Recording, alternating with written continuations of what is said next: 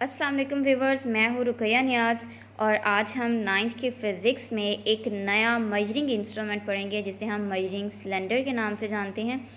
Previous lectures में हमने सबसे पहले लेंथ मेजरिंग इंस्ट्रूमेंट्स को देखा था, उसके बाद हमने मास मेजरिंग इंस्ट्रूमेंट्स को देखा और मास मेजरिंग इंस्ट्रूमेंट्स के बाद प्रीवियस लेक्चर में हमने देखा टाइम मेजरिंग इंस्ट्रूमेंट को, मीन्स के स्टॉप वॉच को।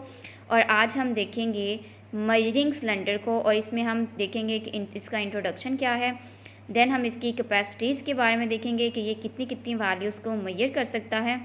और इसके बाद हम इसके यूजेस देखेंगे कि इसको हम कहाँ कहाँ पे यूज़ कर सकते हैं या फिर हम किस तरह से यूज़ कर सकते हैं।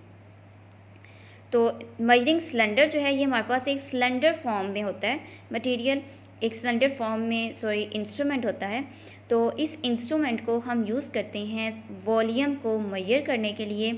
ये एक सिंगल इंस्ट्रूमेंट है जो हमारा 9th की बुक में वॉल्यूम मेजर करने के बारे में बताया गया।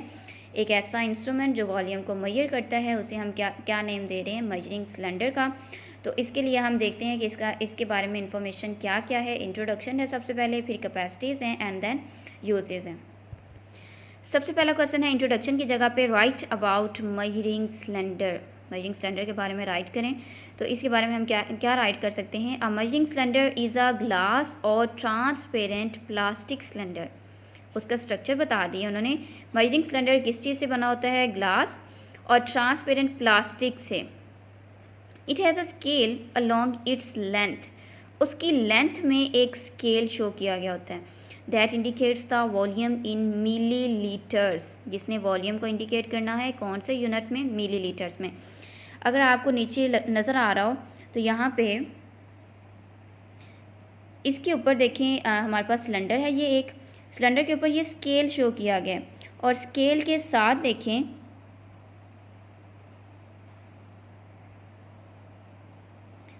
मिलीलीटर लिखा हुआ है, ml। तो इसका मतलब क्या कि जो हमारे पास सिलेंडर है उसके ऊपर जो रीडिंग हम लेते हैं वो किस फॉर्म में लेते हैं, मिलीलीटर्स में। तो वॉल्यूम जो है ये हमारे पास किस यूनिट में मेजर किया जाता है, मिलीलीटर्स में। इसके बाद सेकंड क्वेश्चन है write the capacities. Capacities write करनी है, उसकी कहाँ से कहाँ तक है। तो measuring cylinder have different capacities from 100 millilitre to 2500 millilitres तक। मीन्स कि हम 100 मिलीलीटर से लेके 2500 मिलीलीटर्स तक मेजर कर सकते हैं वॉल्यूम। इसके बाद लास्ट क्वेश्चन है, थर्ड और लास्ट है, व्हाई वो यूज़ मेजरिंग सिलेंडर। तो इसके लिए आंसर देखें, they are used to measure the volume of a liquid और पाउडर्ड सब्सटेंस। किसी भी लिक्विड का या पाउडर्ड सब्सटेंस का वॉल्यूम फाइंड करने के लिए हम इस इंस्ट्रूमेंट को यूज़ करते हैं। It is also used to find the volume of an irregular shaped solid insoluble in a liquid by displacement method। इसका मतलब क्या है, उन्होंने कहा है कि पहले तो उन्होंने कहा कि हम पाउडर फॉर्म तो इजीली इसके अंदर फिल हो जाती है सिलेंडर के अंदर। देन उन्होंने कहा कि हम लिक्विड भी इजीली फिल हो जाता है। थर्ड नंबर पे उन्होंने कहा है कि एक इरेगुलर शेप्ड सॉलिड इंसॉल्यूबल है।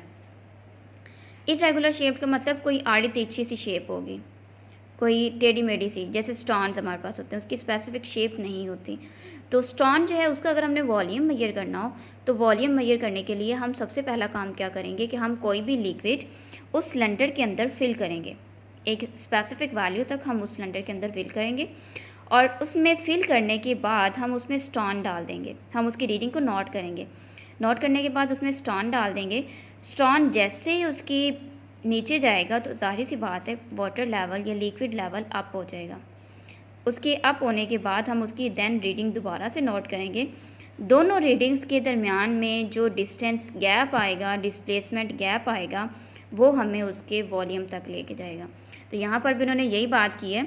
It is also used to find the volume of an irregular shaped solid insoluble in a liquid के अंदर वो सॉल्व नहीं हो सकता, मीन्स कि उसके अंदर वो मिक्स नहीं हो सकता, लेकिन हमने उसके अंदर डिप करके रखा हुआ है। बाय डिस्प्लेसमेंट मेथड हम उसका वॉल्यूम मेजर कर सकते हैं डिस्प्लेसमेंट मेथड से। मैंने आपको बता दिया डिस्प्लेसमेंट मेथड क्या है।